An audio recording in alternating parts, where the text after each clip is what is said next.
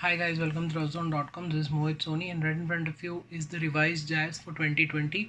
This gets the BS6 update and a whole host of changes all around. The last time Honda Jazz got changes is in 2018, where it got subtle changes here and there, which we wrote, test drove, compared, and told you a lot about it. And now it's the time for the 2020 version. So allow us to tell you more about the 2020 Honda Jazz, which also has received a good amount of updates just like the previous version, but it's not entirely different. It's not the new version that the international markets get. What we get is the same Jazz that has been on sale since 2016, if I'm not wrong, and it continues the same shape, same styling overall. But what has changed here is the fact that we now get a new grille which has two chrome slats instead of one, which the previous one had, and at the same time it gets the same set of alloy wheels as before. What you get is a revised bumper, which in my eyes looks very sporty at the front. The rear bumper has also been redesigned to make it stand out, and what you look here is the interior. The lower part of the main dashboard, where the center console and the screen is, it gets soft touch plastic. I think that's segment first. Honda's done a great job with that by introducing this feature. And what you get now is a silver ring on the steering mounted controls, which I'll let you know more about what it has.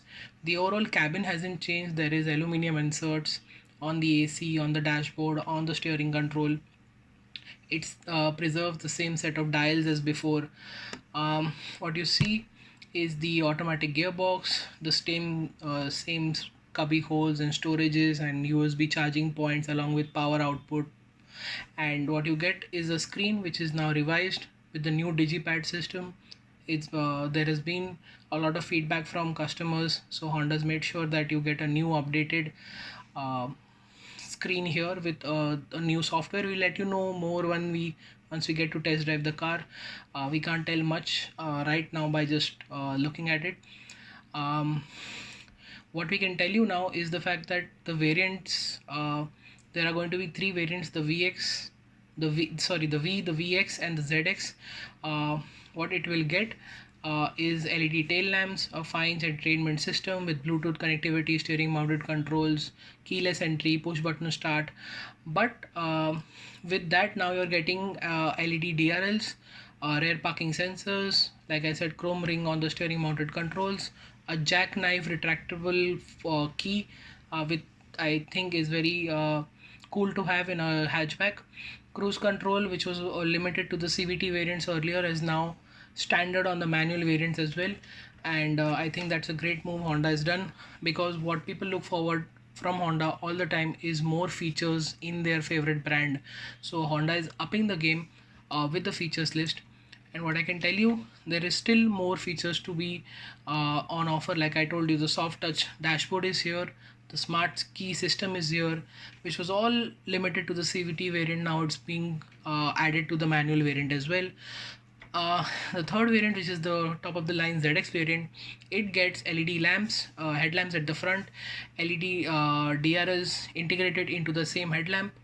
um, there is also front fog lamps which are also LED, which is also a great move, adding to that premium quotient of the hatchback. And what is most importantly, it's the only car in this segment right now to have a sunroof.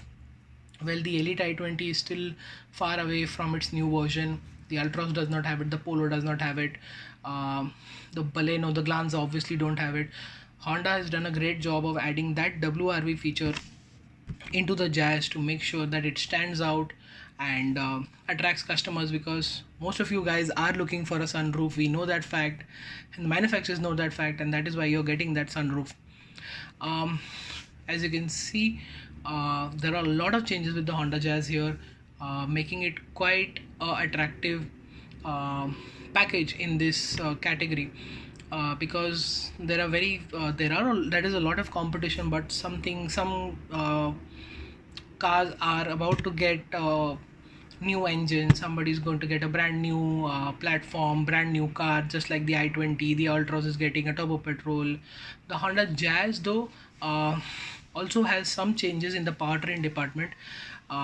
It's not and which is basically the diesel engine has been taken out from it completely, and the only engine that is going to power the Honda Jazz is the petrol engine, the 1.2 liter motor. We know very well it's a 90 PS motor making 110 Newton meters of torque. It's paired to two gearboxes, the CVT as well as the 5-speed manual transmission. I think it was the right time to get a 6-speed manual here, but Honda's decided not to give that. It should drive pretty much the same as before, but we'll let you know more about that. We'll let you know more about the pricing as we come to know about it. I'm going to leave the prices in the description below, but I'm going to tell you more about how the pricing and the features and the variant list and everything comes together once we drive the car. For more information, you can go to the description link below. I will keep the prices there for you to refer, and they should be marginally more expensive than the previous car because there is a BS6 update and there is now a lot of standard features on offer. Bookings for the Honda Jazz 2020 started a couple of weeks ago. You can book it via the dealer, you can book it via their online platform, which pretty much every manufacturer has. Honda also has one. You can do the same. And I already listed out the set of rivals that is going to go against the Maruti Suzuki Baleno, the Hyundai i20, the brand new one which comes in a couple of months, the Toyota Glanza, the Tata Altroz, and Polo to a certain extent as well. It could fight the Polo in the future really well when Honda decides to block the turbo engine, which it's planning to get to India in the city first. If the city succeeds, then probably the Jazz can get it as well. I think that's what the India Jazz is all about. We're still getting the older variant. We're still not getting the entirely new Jazz which we've seen in European and Japanese markets. But I think this is already a very competent car. It's one of the most spacious hatchbacks in the segment. The design is recognizable.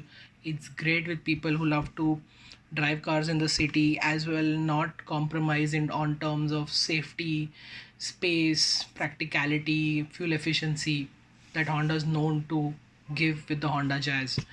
I think that is it. For prices, again, they are in the description below, and that is it. That is what we can tell you about the Honda Jazz in the country right now. We'll drive it, the petrols, manual and CVT, and let you know more about it.